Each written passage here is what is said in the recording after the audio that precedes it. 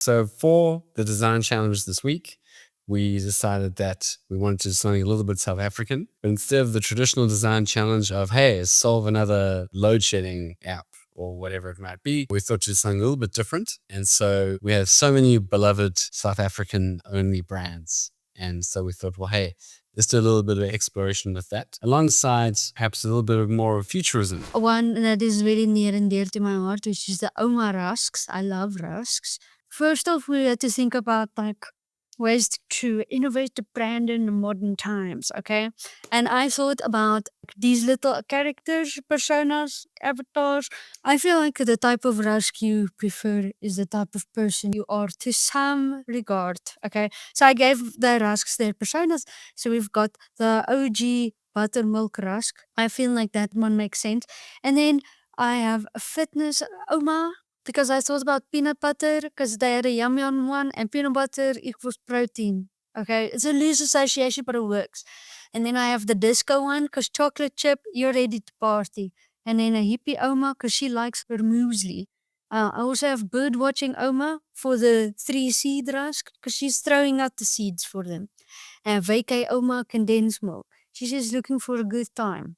And then trendy Oma, I said it could be plain rusk because just because you're plain doesn't mean you are boring. So I gave them all little kid characteristics. So she looks like OG grandmother. My grandmother even looks like this. The same can't be said for the rest of them, but this one has a little boo-boo character because she's trendy. She's hip with the time. Some leg warmers because I believe Omas were wearing leg warmers when they went to the gym. Some funky purple boots.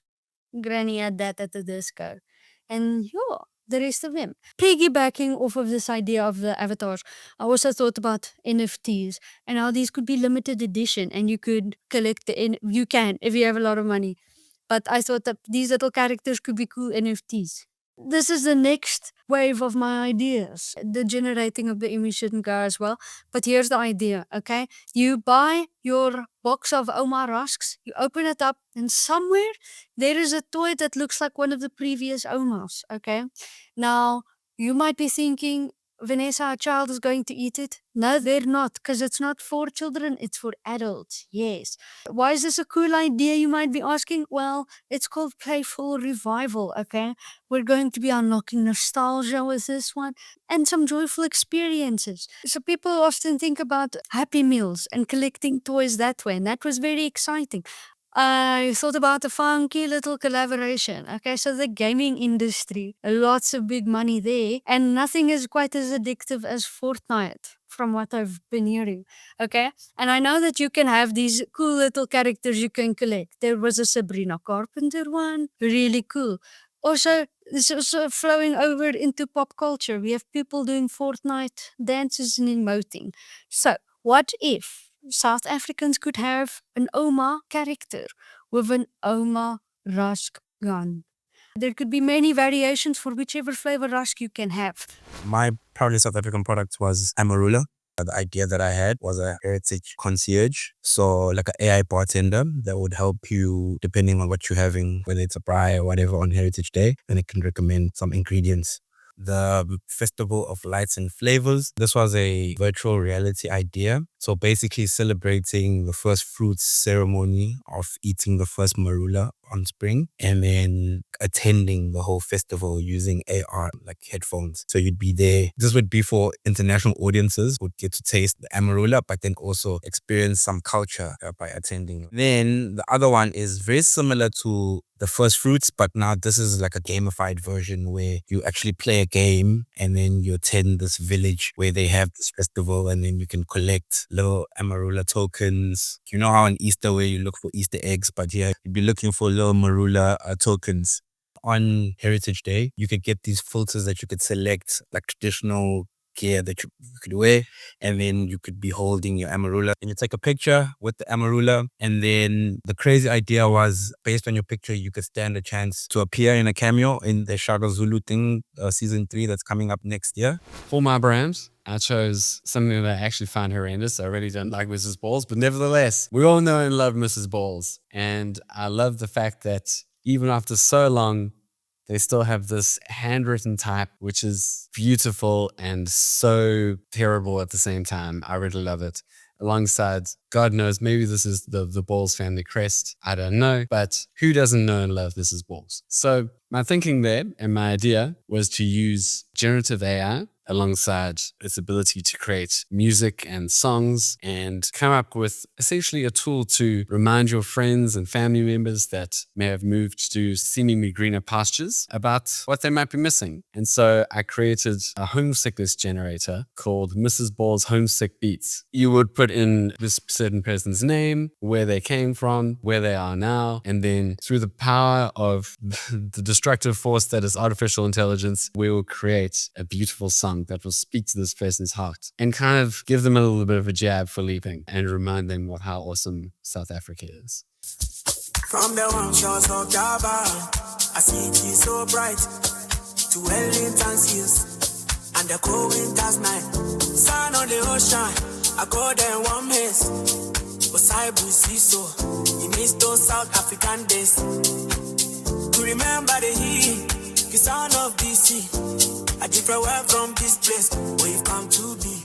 It's okay to feel blue for the past when the memories of home. I chose the brand Lucky Star pill charts. I used a lot of ChatGPT to kind of generate different ideas of how I can create a story from the brand itself using different shifts. I had this idea of combining nostalgia and tech to form an AR storytelling idea, wherein in that way it blends in with heritage storytelling and modern AR, making the tin itself like a heritage portal. The tin itself would have a QR code. Most customers for Lucky Star would then scan the QR code from the product itself. The users will then be afforded an opportunity to demo the story of that specific tin. And in this way, it kind of blends in with unity and trying to learn other people's culture and how other people create or learn how to cook this specific product. I mean,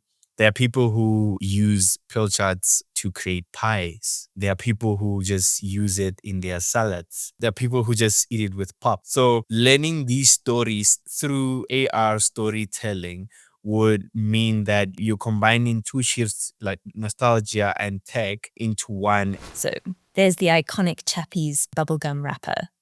What do you think of when you think of Chappies? When I think of Chappies, I think of facts on the inside of the wrapper, and I think of litter. So I have two ideas for a brand activation. The first one plays with the facts, and it's the Chappies thought bubble. So what if you could learn what internet bubble you belong to after answering a series of trivia questions?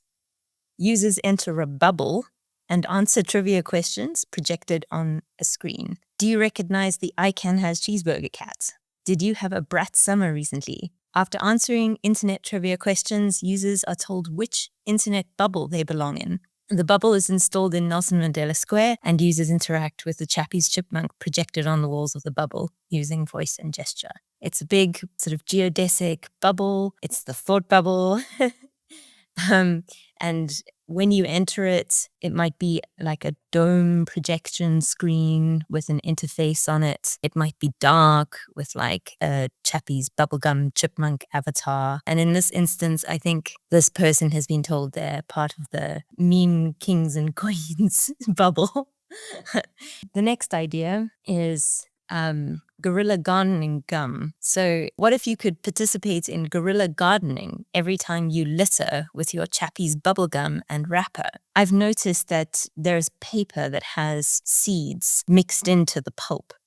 And it's like quite a fun opportunity to have people intentionally throw their wrappers off into the bushes on their walk or wherever, and to be planting indigenous flowers in the process. And the idea is that on the inside of the wrapper, you can have facts about indigenous South African plants. For the product, I chose Fizzes, our local South African pink, green, blue sweets. I think in America they call it taffy. The idea is that, you know, when you're taffing in something and if there are too many letters, it goes out the box like that. Now, how would that translate to packaging?